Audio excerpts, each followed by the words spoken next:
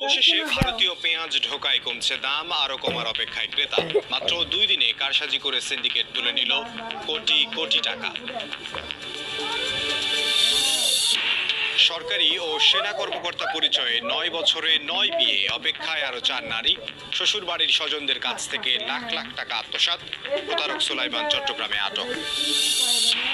এবং বাংলাদেশ ক্রিকেট দলের 27 ক্রিকেটার ও কোচিং স্টাফদের সবাই করোনা নেগেটিভ। রোববার সকালেই উঠছেন টিম হোটেলে।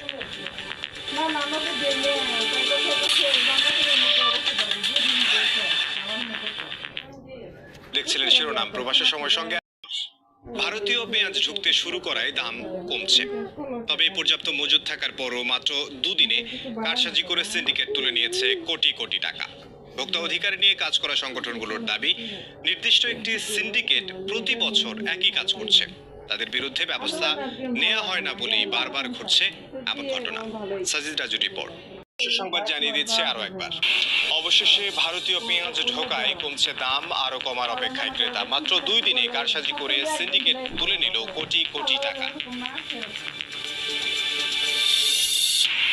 এবং বাংলাদেশ ক্রিকেট দলের 27 ক্রিকেটার ও কোচিং স্টাফদের সবাই করোনা নেগেটিভ। রোববার সকালেই উঠছেন টিম হোটেলে। এই ছিল প্রবাসী সময়, সঙ্গে থাকুন সময়।